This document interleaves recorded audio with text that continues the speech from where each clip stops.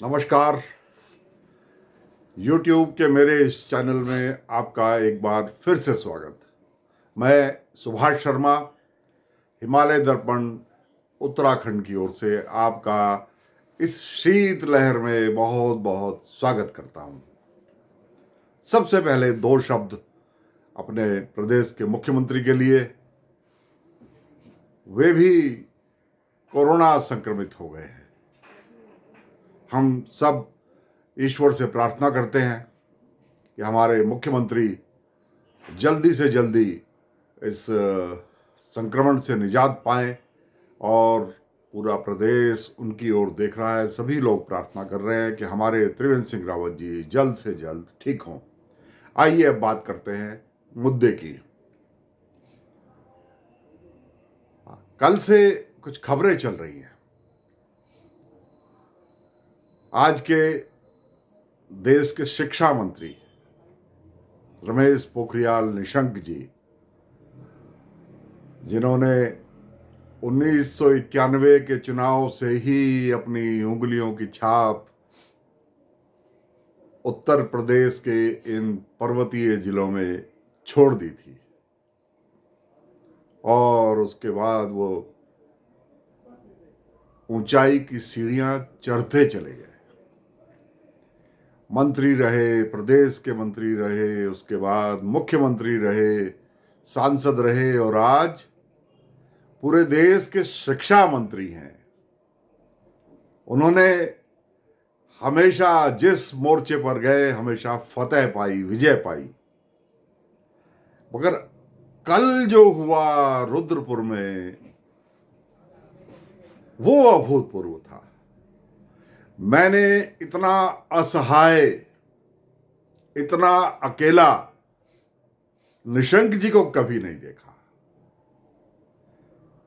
पूरे देश में किसान आंदोलन को कुचलने के लिए, दबाने के लिए, किसान आंदोलन के समानांतर एक और आंदोलन खड़ा करने के लिए और जो दिल्ली के चारों तरफ बॉर्डर पर हमारे किसान बैठे हुए हैं उनको नकली किसान बताने के लिए भारतीय जनता पार्टी के प्रधानमंत्री, भारतीय जनता पार्टी का प्रधानमंत्री कहना पड़ रहा है, वो देश के प्रधानमंत्री हैं।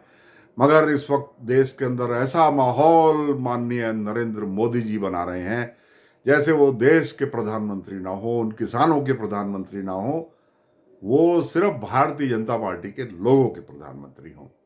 क्योंकि उन्होंने जिद पकड़ ली है और जिद पकड़ के उन्होंने आज एक कार्यक्रम अपनी पार्टी के नेताओं को दे दिया है कि पूरे देश भर में जाओ, कहीं से भी लोग इकट्ठा करो, उनको किसान बता करके रैलियां करो, पार्टी के, भारतीय जनता पार्टी के लोगों को इकट्ठा करो और रैली करके ये बोलो किसान तो हमारे साथ है, असली किसान तो ये है।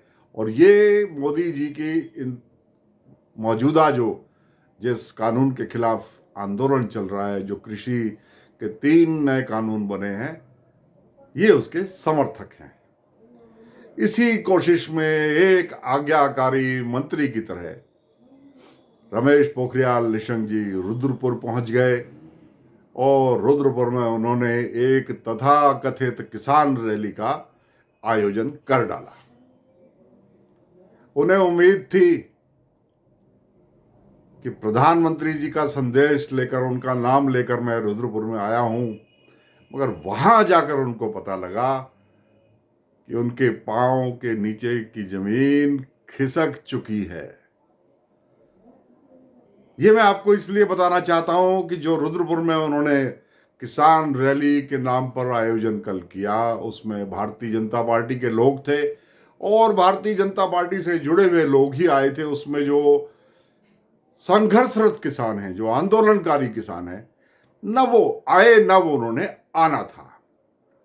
वो रास्ते भर विरोध करते रहे। उन्होंने वहां पर शिक्षा मंत्री को जाने से रोका। शिक्षा मंत्री, प्रदेश के शिक्षा मंत्री, देश के शिक्षा मंत्री निशंक जी की रैली में प्रदेश के शिक्षा मंत्री, उत्तराखंड के शिक्षा मंत्री अरविंद पांडे जी को जाने से रोका। उन्हें चूड़ियां भेंट की। लंबे समय के बाद स्मृति ईरानी की चूड़ियां बहुत पहले खनकी थी, उसके बाद शायद भाजपाइयों ने चूड़ियों की आवाज इतने करीब से सुनी होगी। उनको जाने से रोका, वो नहीं जा पाए। राजकुमार ठुकराल, दबंग विधायक, जिनका रास्ता रोकने की हिम्मत कोई नहीं करता, वो उस रैली में जाते जाते बीच में से लौट गए और उन्होंने कहा मुझे रोक दिया गया। अब पता नहीं रोक दिया गया या उन्होंने खुद कहा कि मुझे किसी तरह से रोको, और वो भी उस रैली में नहीं पहुंच पाए। ये तो मैंने आपको गिनवाए कुछ बड़े नाम। यशपाल आर्य जी, जो उसी क्षेत्र से मंत्री हैं, जिनके पुत्र भी बगल के क्षेत्र से, नैनीताल से विधायक हैं, वो दोनों भी उस रैली में नहीं आए। राजेश शुक्ला, वो भी एक लोकप्रिय विधायक है, बड़े मजबूत विधायक है, मेरे मित्र भी हैं, मगर उन्होंने भी इस रैली से, निशंक जी से, रैली से तो नहीं, निशंक जी से दूरी बनाना ही उचित समझा। सौरभ बहुगुणा, पूर्व मुख्यमंत्री विजय बहुगुणा जी के सुपुत्र, जो कि सितारगंज से विधायक है, वो भी निशंक जी के रैली में नहीं पहुंचे। कारण कोई नहीं बताया गया। अब मैं यहां एक सवाल उठाना चाहता हूं कि मोदी जी का कार्यक्रम जब निशंक जी करने के लिए चले मोदी जी के पक्ष में, तो यह हर भाजपाई को उनका कर्तव्य था कि वो वहां जाते, क्योंकि ये तो अनुशासन वाली पार्टी है ना। मगर पर्दे के पीछे उत्तराखंड में बहुत कुछ चल रहा है। त्रिवेंद्र सिंह रावत जी की, हमारे मौजूदा मुख्यमंत्री, उनकी पकड़ आज राजनीति में इतनी मजबूत हो गई है उत्तराखंड में कि किसी ने भी त्रिवेंद्र सिंह रावत जी को नाराज करके रमेश पोखरियाल निशंक की रैली में जाना उचित नहीं समझा। जी, ये पर्दे के पीछे का संदेश है जो खेल वहां चल रहा है, और नतीजा ये कि निशंक जी उस रैली में बिल्कुल अकेले पड़ गए, और उस भीड़ में जब असली किसान पहुंचे तो उन्होंने एक शब्द निशंक जी को बोलने नहीं दिया। वो मीडिया के लिए, रिकॉर्ड के लिए, कैमरे के लिए, जो कृषि कानून नए बने, बस उनको पढ़ते ही रह गए। किसी ने सुना चाहे नहीं सुना। कहने का मतलब यह है कि जो मंत्रिमंडल में पद छोड़े गए हैं त्रिवेंद्र सिंह रावत द्वारा जानबूझकर, वो पद पाने की इच्छा इतनी प्रबल है विधायकों में कि कोई त्रिवेंद्र सिंह रावत जी की इच्छा के बगैर एक समय के 36 का आंकड़ा रखने वाले निशंक जी के रैली में जाने का साहस नहीं जुटा पाए। और सबने ये दिखा दिया त्रिवेंद्र सिंह जी को कि देखो त्रिवेंद्र जी, हम आपके साथ हैं। निशंक जी, दिल पे हाथ रख के बताना, क्या आपने अपनी ही पार्टी के लोगों से ऐसे व्यवहार की उम्मीद की थी? मुझे तो याद है आप भूतपूर्व भी हो गए थे, उसके बाद भी आप दौरे पर जाते थे, तो वहां अपनी पार्टी का तो हर व्यक्ति, भूतपूर्व, होने वाला, भविष्य में इच्छा रखने वाला हर विधायक, हर नेता आया करता था। दूसरी पार्टी के लोग भी आपसे मिलने आते थे, कांग्रेस पार्टी के लोग भी आपसे मिलने आते थे। और आज ऐसा दिन आपके सामने आ गया कि आपकी अपनी ही पार्टी के लोग प्रधानमंत्री मोदी जी के किसानों के पक्ष में जो रैली करने का कार्यक्रम एक केंद्रीय मंत्री ने किया था, आपने उससे भी दूरी बना ली। क्या कभी सोचा था निशंक जी आपने ऐसा? ये समय समय का फेर है। मैंने एक बार बहुत पहले कहा था कि कछुए और खरगोश की लड़ाई में कछुआ ही जीतता है, और त्रिवेंद्र सिंह रावत, जिनको हम राजनीति का, व्यक्तिगत तौर पर नहीं, जिनको हम राजनीति का बहुत चुपचाप, बहुत धीमे सधे कदमों से चलने वाला खरगोश, चलने वाला कछुआ बोलते थे, उन्होंने राजनीति के खरगोश, उनको बिल्कुल अकेला कर दिया। अब इसके पीछे के जो निहितार्थ हैं वो आप लगाते रहिए, लेकिन निशंक जी, आपको ये सोचना पड़ेगा कि अब आप पूरे उत्तराखंड के नेता नहीं रहे। हरिद्वार के विधायक भी अब धीरे धीरे आपसे दूरी बना रहे हैं, क्योंकि आपसे संपर्क बनाए रखने का, आपके गुट में रहने का हरिद्वार के विधायकों को, जो आपका संसदीय क्षेत्र है, वहां के विधायकों को कोई लाभ ही नहीं हुआ, बल्कि मैं समझता हूं राजनीतिक रूप से उनमें से अधिकांश को हानि ही हुई है। तो सोचिए, विचार करिए अपने राजनीति के तौर तरीकों पर। जिस तौर तरीके से आप आगे बढ़े, उन पर पुनर्विचार की जरूरत है। समय बदल रहा है। आप प्रधानमंत्री के प्रतिनिधि तो हो सकते हैं, मगर जनप्रतिनिधि और जनता का उतना प्यार अब आपको नहीं मिलता।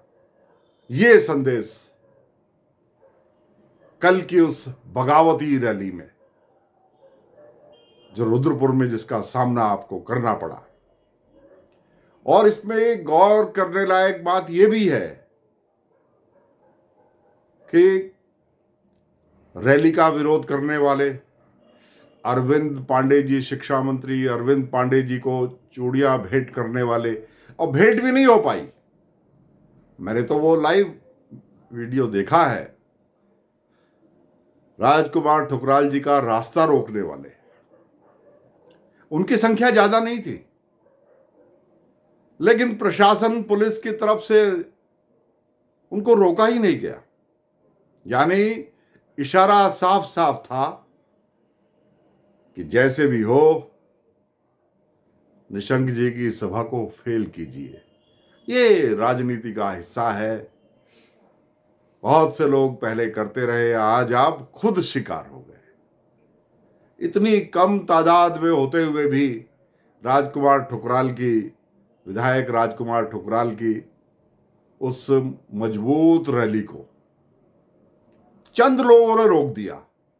और राजकुमार ठुकराल जी तो जैसे चाहते ही यही थे कि बस नाम हो जाए कि मैं तो आ रहा था, मुझे लोगों ने रोक दिया। तो ये एक नया पावर सेंटर जो प्रदेश में उभर के आना चाहता था, उसका उभरने से पहले ही पर्दाफाश हो गया। निशंक जी, अभी आपको बहुत कुछ करना है जनता का दिल जीतने के लिए। ये मोदी लहर बार बार नहीं आएगी। मैं आपका शुभचिंतक हूं, इस नाते आपको सलाह दे रहा हूं, अपनी कार्यशैली में बदलाव लाइए। अपने कार्यकर्ताओं के फोन उठाना शुरू कीजिए। अपने सुख दुख के साथियों के साथ डिप्लोमेटिक मत होइए, उनको गले से लगाइए। इंसानों की पहचान आपको है। आपने जो ये कार्यक्रम चला रखा है, विशेष तौर पर मंत्री बनने के बाद, केंद्रीय मंत्री बनने के बाद, आपसे भारतीय जनता पार्टी का अधिकांश कार्यकर्ता नाराज है। आपका वो पुराना समर्थक जो आपकी एक आवाज पर खड़ा हो जाता था, आज आपसे दूरी बनाने लगा है। इसके लिए आपको अपने व्यवहार में बदलाव लाना पड़ेगा। मैंने आपको पहले भी देखा है, मैं आपको अब भी देख रहा हूं। मैंने तो अब व्रत ले लिया कि मैं किसी राजनीतिक दल में नहीं जाऊंगा। तो मैं ये अपने विषय में नहीं कह रहा, ये मैं और लोगों के विषय में कह रहा हूं जो मेरे साथ भारतीय जनता पार्टी में जो काम करते थे और आज बड़े दुखी होकर के बोलते हैं कि नहीं, हमारा संपर्क नाम मात्र का रह गया है। तो देखा आपने निशंक जी, मैंने आपको भी आज वास्तविकता दिखाने की कोशिश की है। आप अपने ही प्रदेश में अपने ही प्रधानमंत्री का संदेश जनता तक पहुंचाने में नाकामयाब रहे। और उत्तराखंड की जनता से भी यही कहना चाहता हूं कि मैं त्रिवेंद्र सिंह रावत जी का हमेशा विरोध करता रहा, मगर उन्होंने जैसे भी मैनेज किया, राजनीति में परिणाम देखा जाता है। अब वो महात्मा गांधी वाली राजनीति नहीं रही कि न केवल उद्देश्य बल्कि साधन भी पवित्र होने चाहिए। नहीं, अब तो इतिहास सिर्फ परिणाम को याद रखता है। और कल के इस रस्साकसी में त्रिवेंद्र सिंह रावत जी, मैं आज उत्तराखंड की जनता के समक्ष स्वीकार करता हूं कि कल आपकी जीत हुई। भारतीय जनता पार्टी की गुटबाजी सतह पर आई, वो एक अलग बात है। इसके दूरगामी परिणाम क्या होंगे ये मैं नहीं जानता, मगर इतना तो तय है कि इस वक्त अगर कोई एकमात्र नेता उत्तराखंड सरकार का है तो उसका नाम है त्रिवेंद्र सिंह रावत।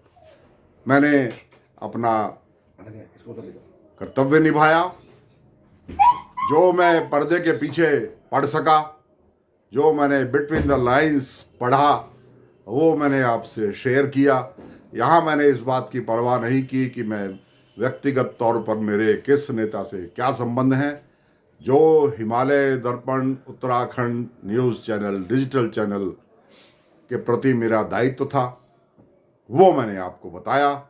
और ऐसे ही और मामले में भविष्य में भी आपके सामने, जब मुझे जो दिखाई देगा, जो मुझे समझ में आएगा, मैं तथ्यों के साथ, यहाँ भी मैंने आपको तथ्य दिए, 7 विधायक वहीं रहते हुए भी गायब थे, तथ्यों के साथ मैंने बोला है। ये मेरी मनगढ़ंत सोच नहीं है।